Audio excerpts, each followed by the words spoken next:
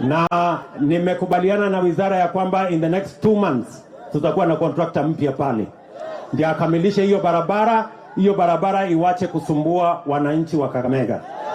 Vile vile tuko na barabara ingine tulianzisha kutoka pale Lurambi ambaye inaenda na Baholo mpaka na Musikoma kule kuunganisha Kakamega pamoja na kule Bungoma. Hiyo barabara ni kilomita karibu 40. Contractor amekuwa hapo miaka 5 hata hajafikisha nusu ya hiyo barabara. Nimesema huyo contractor pia atoke aende atafute kazi nyingine. Tutafute contractor mwenye atakuja kujenga hiyo barabara. Maneno ya kitendawili na handshake na ukora tumalize, kazi iweze kwenda mbele.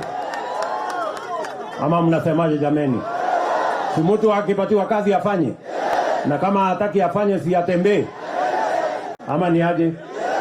So tumekubaliana 2 months, wewe Director General na PS, 2 months hiyo tuwe na contractor mpya pale ndio tuweze kutengeneza hiyo barabara.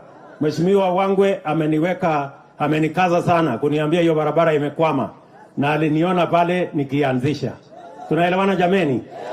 Vile vile barabara ya kutoka hapa Soi iende mpaka kutoka Tarbo mpaka ifike Soi, hiyo barabara pia imekwama, lakini bahati mzuri tulishaondoa huyo contractor in the last 3 months. Sasa tuko na contractor mpya.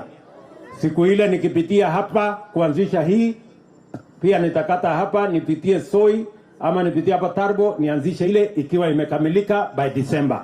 Ndio dunia hiyo iweze kwenda namna hiyo. Tumekubaliana ndugu zangu?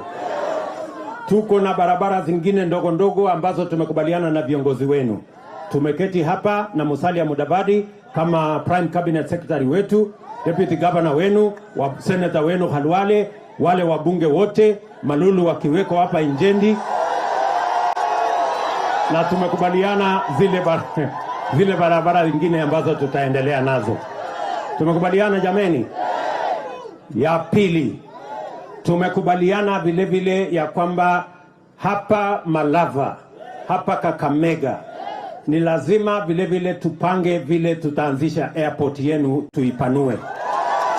Airport ya hapa Kakamega iko na ardhi kidogo. Nimeuliza county government yetu ya Kakamega wapange vile wataongea na wananchi, wapanue ardhi. Mimi nitakuja na pesa nijenge, niongeze hiyo runway, ndio zile ndege kubwa zinaweza kulanda hapa Kakamega. Badala ya kutumia masaa 5 kwenda Nairobi, mtumie dakika 40 mufike Nairobi, mufanye kazi, murudi na tuendelee mbele. Tumeelewana jameni?